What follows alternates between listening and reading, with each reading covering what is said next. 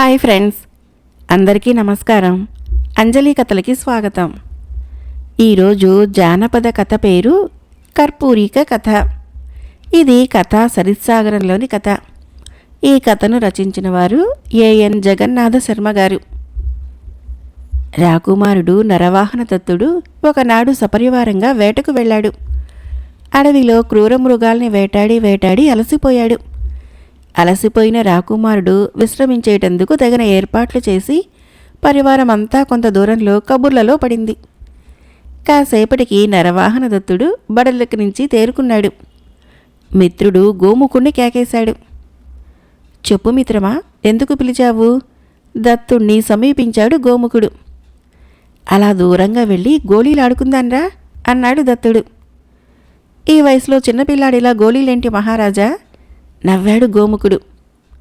ఆనందానికి ఆట కావాలి, ఆటకి వయసు అక్కర్లేదు, పద పద అన్నాడు దత్తుడు. గుర్రాల్ని అధిరోహించి మిత్రులిద్దరూ అడవిలోనికి మరింత లోపలికి వెళ్లారు. అక్కడ నేల మీద వలయం గీసి అందులో గోళీలు ఉంచి గుర్రం మీద కూర్చునే గోళీల్ని గురిచూసి కొట్టడం ప్రారంభించారు. దత్తుడు 4-5 గోళీలు గెలుచుకున్నాడు. ఆనందంలో దురుసుగా ఈసారి గోళీని విసిరాడు. అది గురి తప్పి దారిన వస్తున్న తాపసికి తగిలింది. అబ్బా అన్నది ఆమె. దత్తుడు వెంటనే గుర్రం దిగి క్షమించమన్నట్లుగా ఆమె ముందు చేతులు కట్టుకొని నిలుచున్నాడు. అతని వినయానికి సంతోషించి ఆమె ఇలా అన్నది. ఇప్పుడే ఇంత అల్లరిచిల్లరిగా ఆడంబరంగా గర్వంగా ఉన్నవాడివి, రేపు రాజైతే ఎలా ఉంటావో నవ్వింది ఆమె. అందాల రాసి కర్పూరికతో పెళ్ళైతే ఇంకెంత గర్విస్తావో అన్నది మళ్ళీ. ఈ కర్పూరిక ఎవరు అన్నట్లుగా గోముకుణ్ణి చూశాడు దత్తుడు. నన్నడుగు, నేను చెబుతాను అన్నది తాపసి. చెప్పండమ్మా అన్నాడు దత్తుడు. సముద్రానికి ఆవలి తీరాన కర్పూర ద్వీపం అని ఒక నగరం ఉంది. ఆ నగరానికి రాజు కర్పూరకుడు. అతనికో కూతురుంది. ఆమె పేరు కర్పూరిక. ఆమె పురుషద్వేషి. మగవారంటే చాలు వాళ్ళని అల్లంత దూరంలో ఉంచుతుంది. అయినా నిన్ను చూసిందంటే ప్రేమిస్తుంది, పెళ్లి చేసుకుంటుంది. వెళ్ళు, పెళ్లి చేసుకునిరా అంది తాపసి. ఎన్ని అడ్డంకులు ఎదురైనా వెనుదిరగవద్దు. కర్పూరిక నీ సొంతం కావాలి అంది మళ్ళీ. నీకంతా శుభమే జరుగుతుంది అని దత్తుణ్ణి ఆశీర్వదించి అక్కడి నుంచి ఆమె వెళ్ళిపోయింది. ఏమంటావు గోముక అడిగాడు దత్తుడు. మహారాజువారు ఏమంటే మేము అదే అంటాము నవ్వాడు గోముకుడు. అయితే ఇప్పుడు మన ప్రయాణము కర్పూర ద్వీపానికే అన్నాడు దత్తుడు. గుర్రాన్ని ఎక్కాడు. గోముకుడు కూడా గుర్రం ఎక్కి స్నేహితుడిని అనుసరించాడు. సూర్యుడు అస్తమించాడు. చీకట్లు ముసురుగున్నాయి. అడవిలోనికి వెళ్ళిన నరవాహన దత్తుడు గోముకుడు ఇంకా రాలేదు. పరివారమంతా చూసి ఇద్దరూ ఈసరికే నగరాభిముఖులై ఉంటారని భావించి వారు కూడా తిరుగు ప్రయాణమయ్యారు. నగరానికి చేరుకున్నారు. అప్పుడు తెలుసుకున్నారు రాకుమారుడు రాలేదు అని. అతని మిత్రుడు గోముకుడు కూడా రాలేదు. ఏం చేయాలిప్పుడు? పరివారమంతా పరిపరి విధాలు ఆలోచించి వారి కోసం నిరీక్షించసాగింది. అంతటా గాఢాంధకారం. దారి కనిపించటం లేదు. గుర్రాలు కూడా అలసినట్టుగా ఉన్నాయి. వాటి అడుగులు కూడా భారంగా పడుతున్నాయి. తక్షణ కర్తవ్యం అన్నాడు గోముకుడు. దైవ ప్రార్థన అన్నాడు దత్తుడు. అంతలో వారి ముందు కాంతిపుంజంలా మెరిసిపోతూ ఓ స్త్రీమూర్తి సాక్షాత్కరించింది. ఎవరమ్మా మీరు? చేతులు జోడించాడు దత్తుడు. నా పేరు మాయావతి. మీరిద్దరూ కర్పూర ద్వీపానికే కదా ప్రయాణిస్తున్నది అని అడిగింది. అవునమ్మా. వెళ్ళిరండి, అదృశ్యంగా ఉండి మిమ్మల్ని నేను కాపాడుతాను అన్నది ఆమె. మరు క్షణంలోనే మాయమైంది.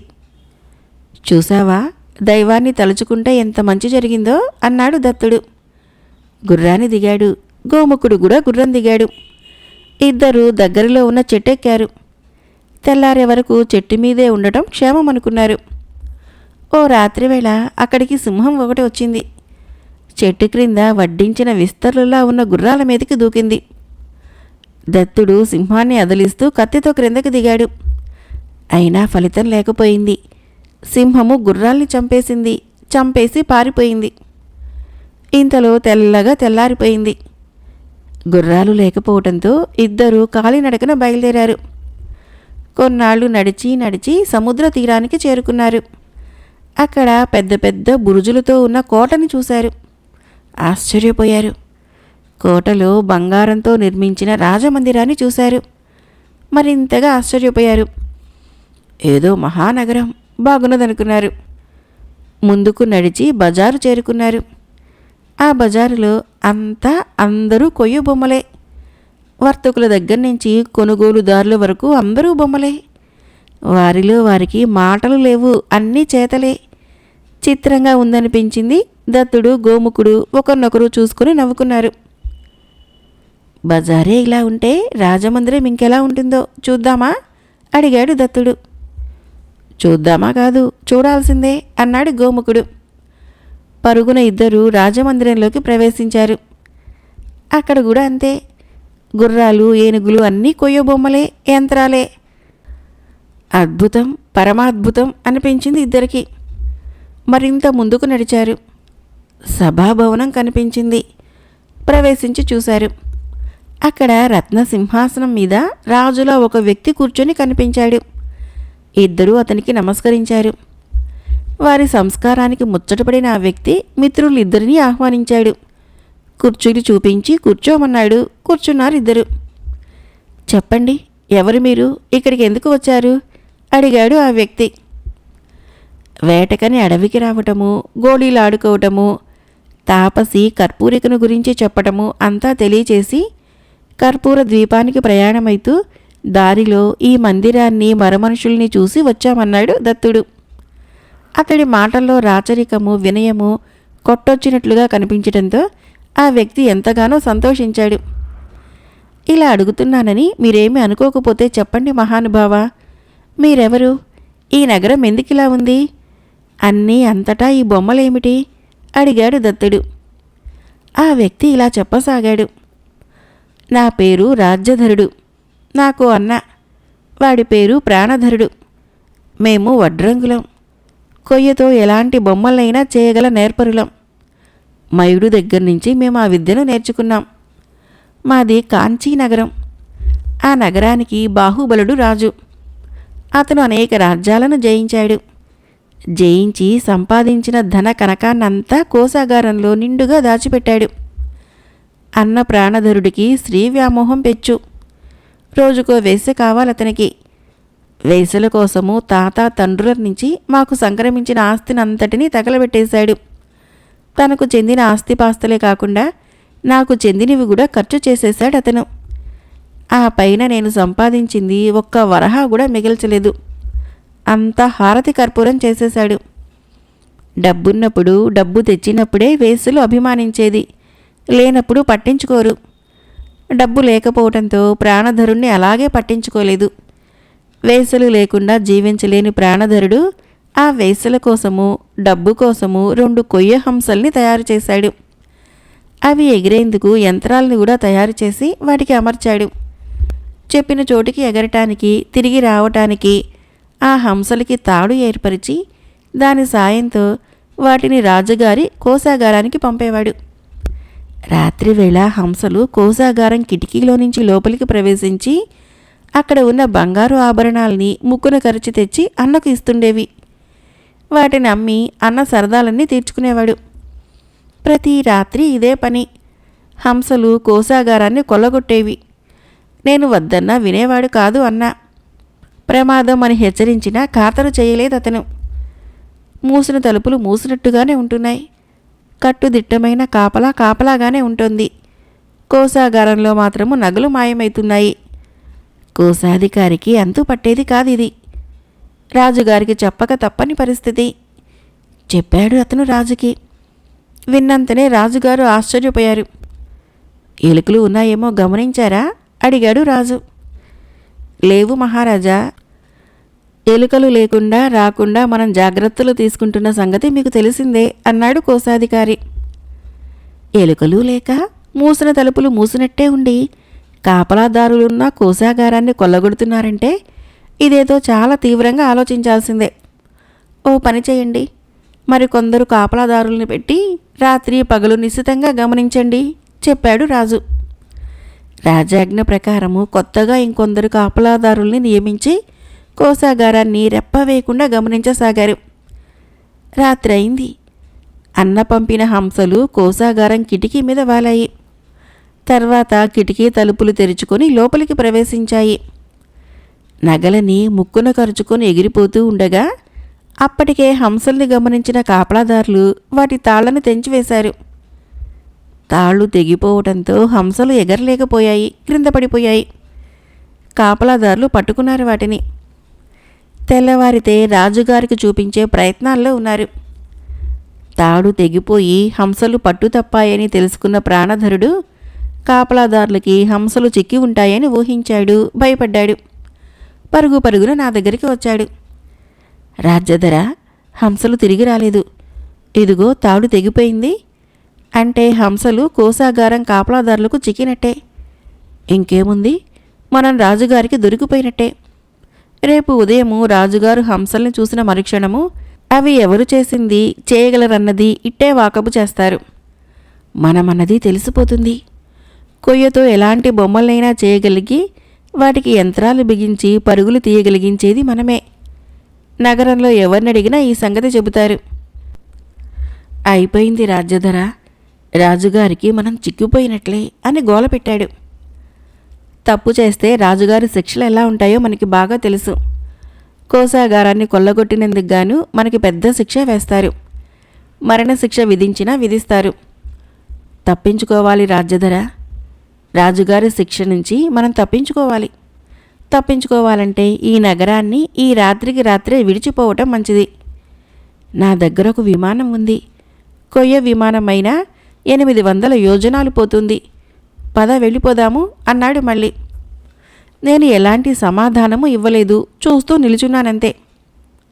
నువ్వు ఎంతగా హెచ్చరించినా వినలేదు. ఇప్పుడు చూడేం జరిగిందో. నేను చేసిన తప్పునికి నువ్వు శిక్ష అనుభవించాల్సి వస్తుంది. రా సోదరా, రా అంటూ నా చెయ్యి పట్టుకుని పరుగు తీయబోతుంటే నేను అతని చేతిని విదిలించి నిలబడ్డాను. నేను అతనితో కూడా రానన్నది అన్నకు అప్పుడు అర్థమైంది. సరే, నాకు సెలవు అంటూ భార్యాబిడ్డల్ని, స్నేహితుల్ని, పనివారిని, చాలామందిని విమానం ఎక్కించుకొని గాలిలోకి, ఆకాశంలోకి ఎగిరిపోయాడు అన్న. ఎక్కడికి వెళ్ళాడో తెలియదు. అన్న వెళ్ళిపోయిన తర్వాత ఆలోచించగా నాకు కూడా భయం వేసింది. కాంచీలో ఉంటే శిక్ష తప్పదనుకొని నేను తయారు చేసిన విమానంలో నేను పారిపోయాను.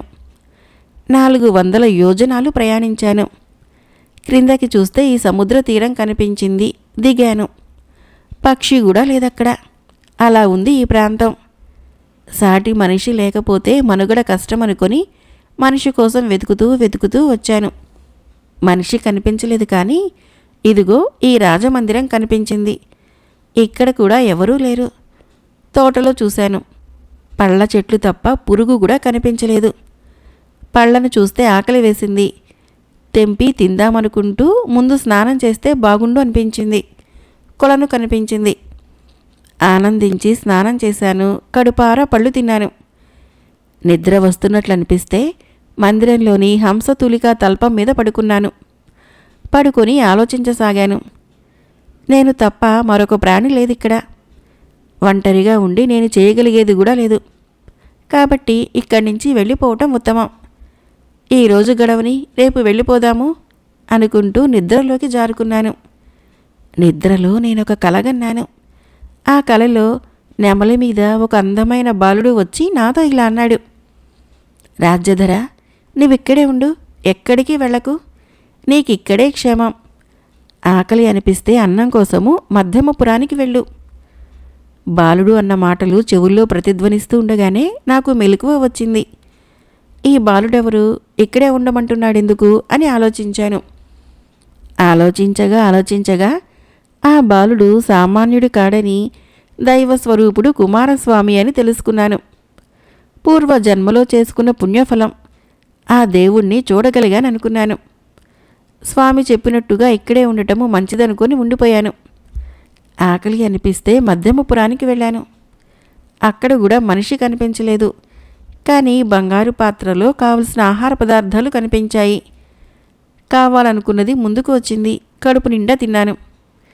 ఆకలి అనిపించినప్పుడల్లా కావాల్సింది తింటూ హాయిగా ఇక్కడే ఉంటున్నాను. అయితే ఒంటరిగా ఉండటం చాలా కష్టం.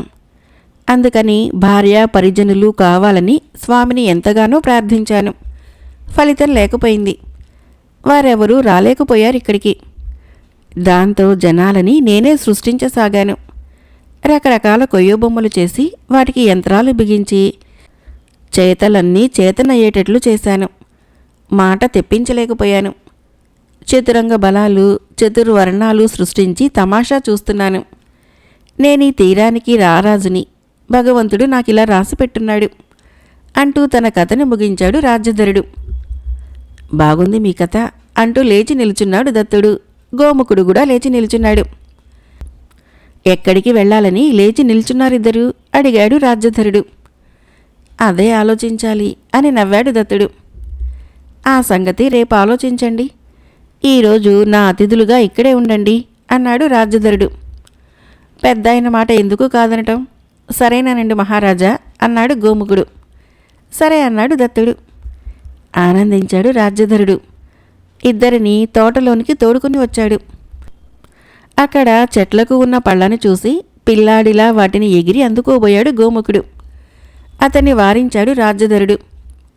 ముందు కొలనులో స్నానం చేయండి, తర్వాత మీ ఇష్టం. ఎన్ని పళ్ళు కావాలంటే అన్ని పళ్ళు కోసుకొని తినండి. దత్తుడు గోముఖుడు కొలంలోకి దిగారు. చన్నీటి స్నానము హాయ్ అనిపించింది వాళ్ళిద్దరికీ. ఇప్పుడు చెప్పండి, పళ్ళు కావాలా, పంచభక్ష పరమాన్నాలు కావాలా అడిగాడు రాజ్యధరుడు. పంచభక్ష పరమాన్నాలే కావాలి తడుముకోలేదు గోముఖుడు. రెండైతే అంటూ వారిని వెంటబెట్టుకుని మధ్యమపురానికి చేరుకున్నాడు రాజ్యధరుడు. విన్నట్టుగానే అక్కడంతా బంగారు పాత్రల్లో కావలసిన ఆహార పదార్థాలున్నాయి. కోరుకోండి, మీ ముందుకొచ్చేస్తాయి అన్నాడు రాజ్యధరుడు. కోరుకున్నారిద్దరు. ఆహార పదార్థాలు ముందుకొచ్చాయి. ఇద్దరూ బాగా తిన్నారు, త్రేయించారు. తాము ఎంగిలి చేసిన పాత్రల్ని కొయ్యబొమ్మ ఒకటి తీసుకుని పోయి శుభ్రం చేసి వాటిని యథాస్థానంలో ఉంచింది. పాత్రలు మళ్ళీ ఆహార పదార్థాలతో నిండుకున్నాయి. తాంబూలాలు అందించింది ఒక బొమ్మ. అందుకొని వేసుకున్నారిద్దరు. రాత్రి కూడా అలాగే భోజనాలు చేశారు. తల్పాల మీద పడుకున్నారు. గోముఖుడికి వెంటనే నిద్ర పట్టేసింది. గుర్రు పెట్టి నిద్రపోతున్నాడతడు. దత్తుడికి ఎంతకీ నిద్ర రాలేదు. కర్పూరిక గుర్తుకొచ్చి కనురెప్ప పడట్లేదు అతనికి. రాజ్యధరుడు అది గమనించాడు. ఏం మహారాజా, నిద్ర రావటం లేదా అని అడిగాడు. రావట్లేదు, కర్పూరిక గురించి ఆలోచిస్తున్నాను అన్నాడు దత్తుడు. ఆలోచిస్తూ ఆరోగ్యాన్ని పాడు చేసుకోకండి. కర్పూరిక మీకే దక్కుతుంది. భాగ్యాలన్నీ గొప్పవారు ఆశించినంతనే చెంతకు వస్తాయి. నిద్రపోండి అన్నాడు రాజ్యధరుడు. దత్తుడు నిద్రపోయాడు. తెల్లవారింది. దత్తుడు గోముఖుడు బయలుదేరేటందుకు సిద్ధమయ్యారు. కర్పూర ద్వీపానికి చేరుకునేందుకు మహారాజుకి విమానాన్ని బహుకరించవచ్చు గదా? రాజ్యధరుని అడిగాడు గోముఖుడు. తప్పకుండా అని దత్తునికి తాను ఆ ప్రదేశానికి చేరుకున్న నాటి విమానాన్ని రాజ్యధరుడు బహుకరించాడు. ఇది మనోవేగంతో ప్రయాణిస్తుంది, జాగ్రత్త అని చెప్పాడు. గోముఖునితో పాటు దత్తుడు విమానాన్ని ఎక్కాడు. వారు ఎక్కిన వెంటనే విమానము ఆకాశ మార్గాన ప్రయాణించసాగింది.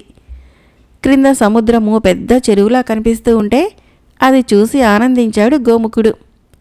క్షణాల్లో అవతలి తీరానికి చేరుకుంది విమానము.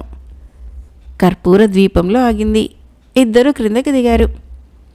ఇది కర్పూర ద్వీపం అవునో కాదో ముందు తెలుసుకోవాలి అన్నాడు దత్తుడు. తెలుసుకుందాం అన్నాడు గోముఖుడు. రాచవీధుల్లో సంచరిస్తూ అక్కడి వారిని అడిగాడు. ఇదే ద్వీపం? కర్పూర ద్వీపం. విన్నావు కదా మిత్రమా, మనము కర్పూర ద్వీపానికే చేరుకున్నాము అన్నాడు గోముఖుడు. రాజమందిరం దగ్గరికి వచ్చారు. ఆ వీధిలో ఓ ఇంట్లో బస ఏర్పాటు చేసుకున్నారు. ఆ ఇంటి ముసలావిడ వారికి కావాల్సినవన్నీ సమకూర్చసాగింది. రాత్రయింది. భోజనాలు చేసి మంచాల మీద కూర్చున్నారు మిత్రులు ఇద్దరు. ముసలావిడ వచ్చింది అక్కడికి. ఏం కుర్రాళ్ళు, నిద్రపోలేదా అడిగింది. నిద్రకేం తొందరగాని ఈ ఊరికి రాజెవరవ్వా అని అడిగాడు దత్తుడు. రాజుగారికి కూతురుందా, అందగత్తేనా అడిగాడు గోముఖుడు. పై ఊరి పిల్లలకు అన్నీ కావాలి అని నవ్వింది ముసలి. చెబుతాను అంటూ చెప్పసాగింది. ఈ ఊరిని కర్పూర ద్వీపము అంటారు. దీనికి రాజు కర్పూరకుడు. రాజుగారికి బిడ్డలు లేరు. లేకపోతే బిడ్డల కోసము భార్య బుద్ధివరతో పాటుగా తపస్సు చేశాడు. కొన్నాళ్ళకి శివుడు సాక్షాత్కరించాడు. నీకొక అందమైన కూతురు పుడుతుంది. కొడుకు కూడా తేనెటువంటి పేరు ప్రఖ్యాతులు నీకు నీ కూతురు తీసుకుని వస్తుంది. ఆమె భర్త విద్యాధర చక్రవర్తి అవుతాడు అన్నాడు. ఆనందించాడు రాజు. భార్యకు శివుని కటాక్షాన్ని వివరించాడు. ఇద్దరూ మరింతగా శివారాధనకు అంకితమయ్యారు. కొంతకాలానికి వారికి చక్కని కూతురు పుట్టింది. కర్పూరిక అని పేరు పెట్టారు ఆమెకు. కర్పూరిక వెన్నెల్ల దినదిన ప్రవర్ధమానమైంది. యుక్త వయసుకు వచ్చింది. పెళ్లి ప్రయత్నాల్లో పడ్డాడు రాజుగారు. కూతురి అభిప్రాయాన్ని తెలుసుకోవాలనుకున్నారు. చెప్పమ్మా, నీకెలాంటి రాకుమారుడు కావాలి అని అడిగాడు. నాకు ఎలాంటి రాకుమారుడు వద్దు, నాకసలు పెళ్ళే వద్దు అన్నది. రాజుగారు ఆమె నిర్ణయాన్ని తట్టుకోలేకపోయారు అన్నది ముసలావిడ. పెళ్ళెందుకు వద్దంది రాకుమారి అడిగాడు దత్తుడు. ఎందుకు వద్దంది అంటే అని వారికి దగ్గరగా వచ్చింది ముసలావిడ. అది పెద్ద రహస్యం. ఆ రహస్యము నా కూతురు నాకు చెప్పింది. నేను మీకు చెబుతున్నాను. రాకుమారి ఇష్టసఖి నా కూతురు అంది ముసలావిడ. కర్పూరిక పెళ్ళెందుకు వద్దన్నది చెప్పసాగింది. రాజుగారు ఎంచక్కా పెళ్లి చేస్తారంటే వద్దంటారేంటమ్మా అని అడిగిన నా కూతురితో కర్పూరిక ఇలా చెప్పింది. గత జన్మస్మృతులు నన్ను వెంటాడుతున్నాయే. నాకంతా జ్ఞాపకం ఉంది. సముద్రానికి ఆవలి తీరాన గట్టు మీద పెద్ద చందన వృక్షం ఉంది. అప్పుడు నేను హంసిని. నా భర్తతో నేను ఆ చందన వృక్షం మీద గూడు కట్టుకొని పిల్లలతో ఉంటున్నాను. ఒకనాడు ఎందుకో సముద్రము అల్లకల్లోలమైంది. అలలు విరిగిపడసాగాయి. అలా అలలు విరిగిపడుతూ పెను అల ఒకటి చందన వృక్షాన్ని తాకింది. నేను చూస్తూ ఉండగానే చెట్టుకున్న గూటిలోని నా పిల్లలంతా సముద్రంలో కొట్టుకుని పోయారు. గగ్గోలుగా ఏడ్చానప్పుడు.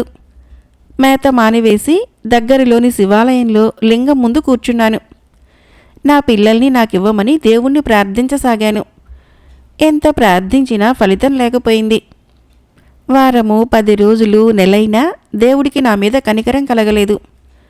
ఇంతలో నా భర్త రాజహంస వచ్చాడక్కడికి.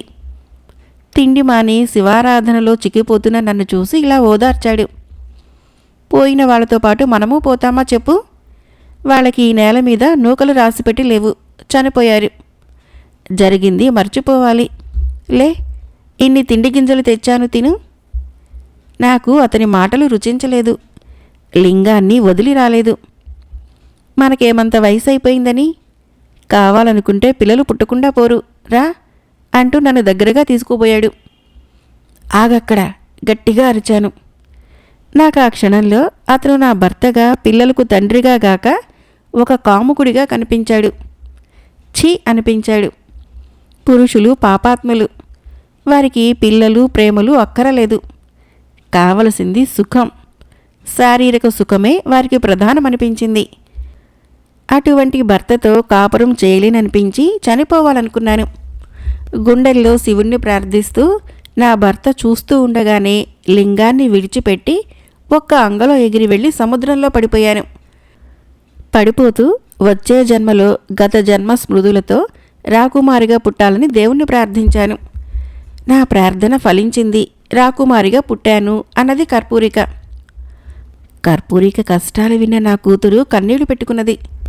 అప్పటి నుంచి గత జన్మ నుంచే నాకు మగవారంటే అసహ్యం, పెళ్ళంటే చిరాకు. అందుకే రాజుగారు సంబంధాలు చూస్తారంటే వద్దంటున్నది అన్నది మళ్ళీ. రాకుమారి చెప్పిందంతా విన్న నా కూతురు ఆ రాత్రి నాకంతా చెప్పింది అన్నది ముసలావిడ. అది అసలు కథ అన్నాడు గోముఖుడు దత్తుణ్ణి చూశాడు. అయితే రాకుమారి పెళ్ళి కష్టమే అన్నాడు దత్తుడు. ఏం కాదు, రాకుమారి పెళ్ళి జరిగి తీరుతుంది అన్నది ముసలిది. ఎలా అవుతుంది? రాకుమారికి మగవారంటేనే పడదు కదా అన్నాడు దత్తుడు. నిజమే, కానీ రాకుమారి పెళ్ళై తీరాలి. అది శివుని ఆజ్ఞ. నిన్ను నీ లక్షణాలు చూస్తుంటే నువ్వే రాకుమారికి భర్త కాగలవనిపిస్తోంది. విద్యాధరులందరికీ చక్రవర్తివి కాగలవాడివి కూడా నువ్వే, అనుమానం లేదు అంది ముసలావిడ. దత్తుని నుదుటి మీద ముద్దు పెట్టింది. అంతా దైవలీల. లేకపోతే ఎక్కడి వాడివో నువ్విక్కడికి రావటమేమిటి? నువ్వు అడగగానే నేనంతా చెప్పడమేమిటి అని నవ్వింది. పడుకోండి, బాగా పొద్దుపోయింది అని అక్కడి నుంచి వెళ్ళిపోయింది. పడుకున్నారిద్దరూ. తెల్లవారింది.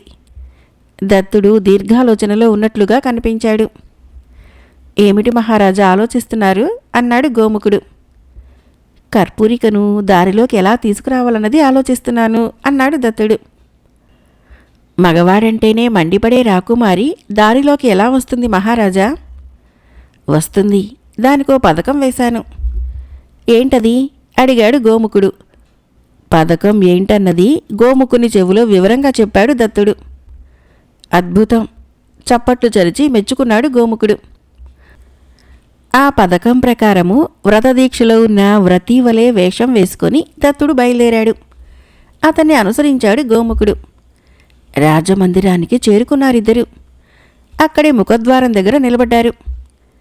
అలసందేనికి కానియండి అన్నట్టుగా కనుసైగ చేశాడు గోముఖుడు. అంతే. హంసీ హంసీ కేకలు వేస్తూ కళ్ళు చెమర్చుకోసాగాడు దత్తుడు. గుండెలు బాదుకోసాగాడు. దుఃఖిస్తోన్న వ్రతిని అంతఃపురంలోని చెలికత్తెలు చాలామంది చూశారు. అందగాడు, రాజలక్షణాలు ఉన్నవాడు వ్రతి కావటమేంటి? హంసీ హంసీ అంటూ ఆ ఏడుపేమిటి చర్చించుకోసాగారు.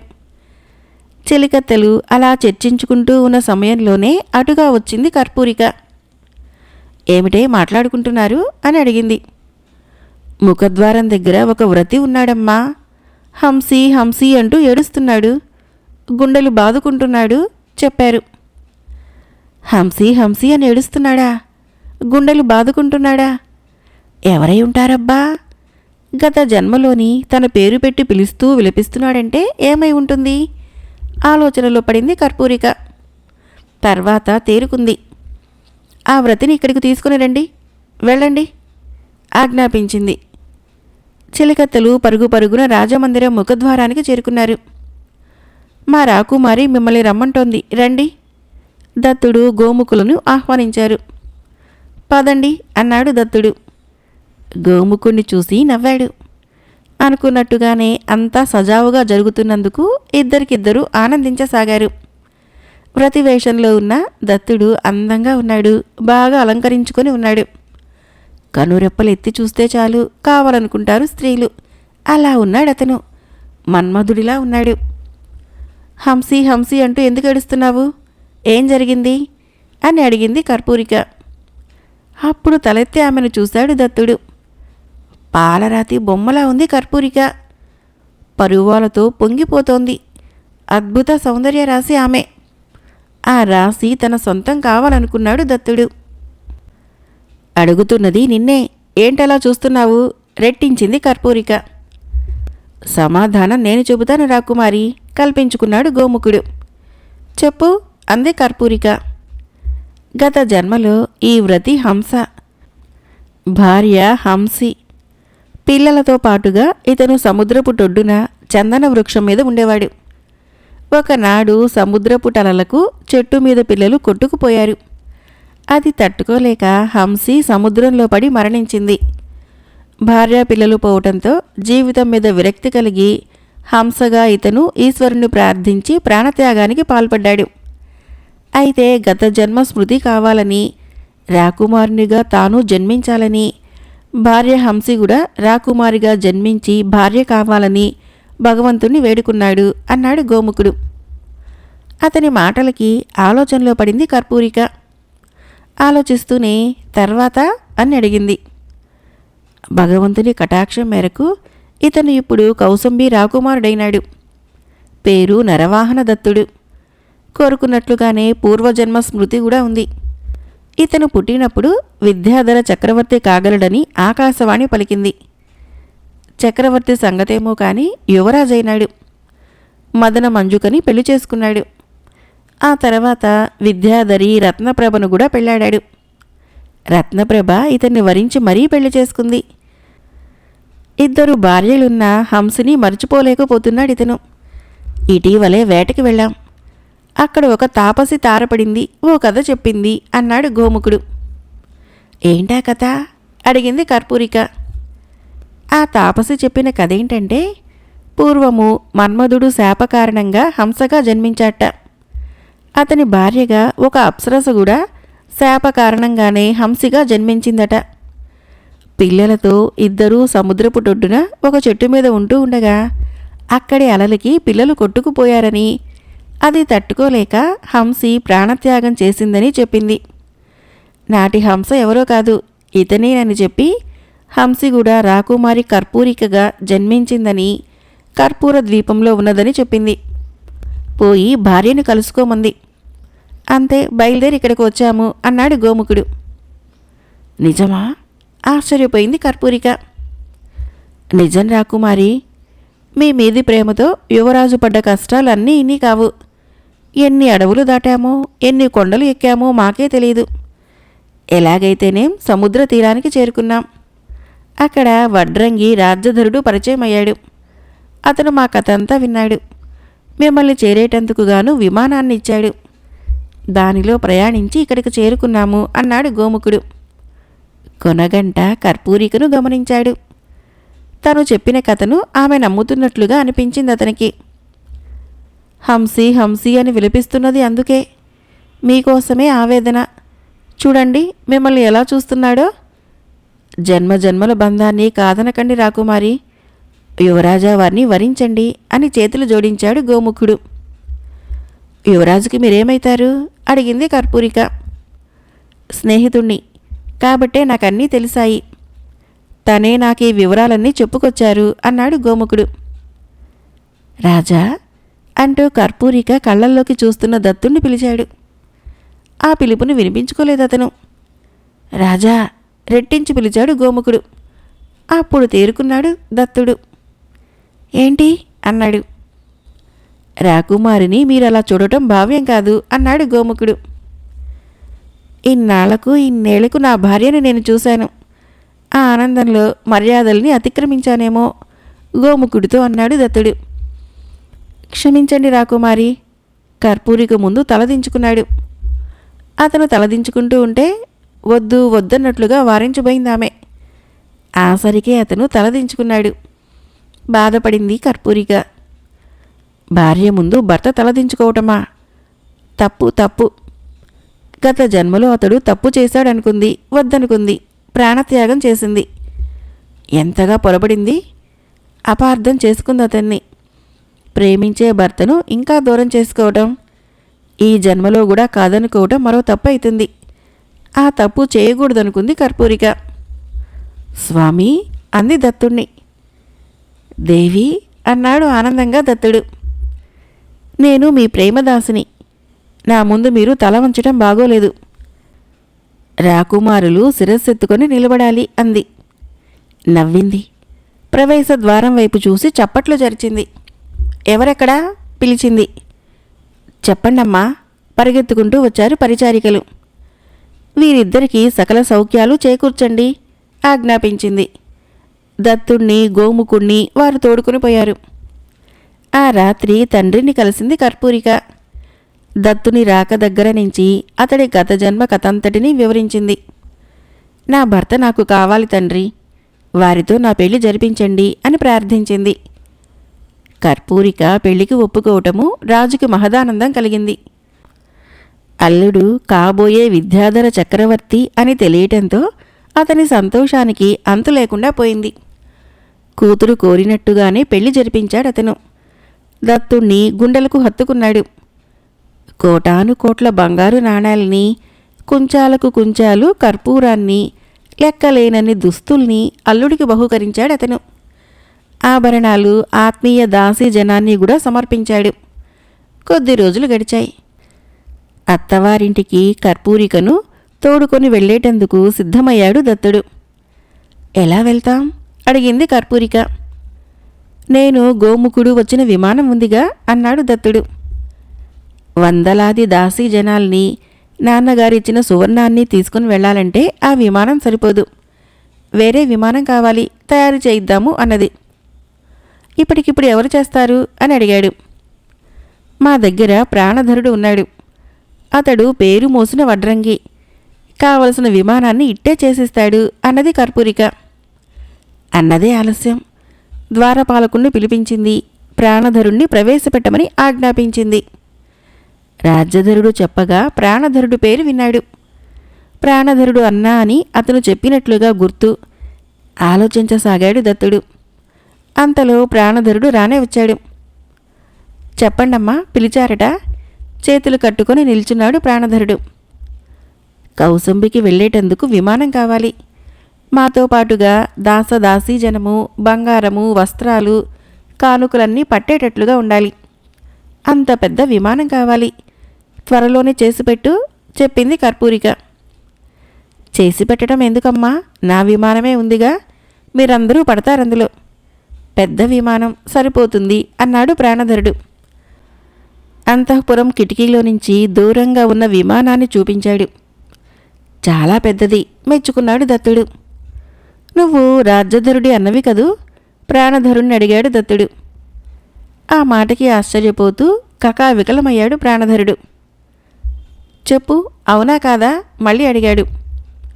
అవును అన్నాడు ప్రాణధరుడు. రాజ్యధరుడు మీకెలా తెలుసు అడిగాడు. జరిగిందంతా చెప్పాడు దత్తుడు. యంత్రతంత్రాలు మీ అన్నదమ్ములకు తెలిసినట్టుగా వేరెవరికీ తెలియదు అన్నాడు, నవ్వాడు.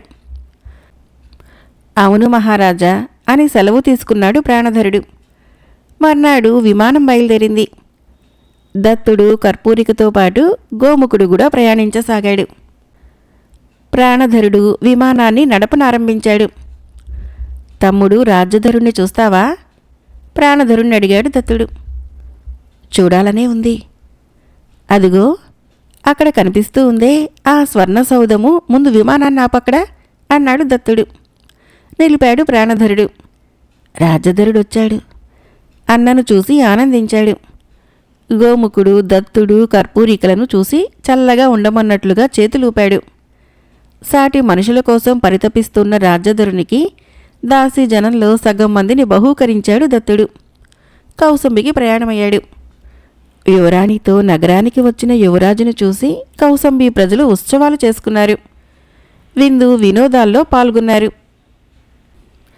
కథ అయిపోయింది.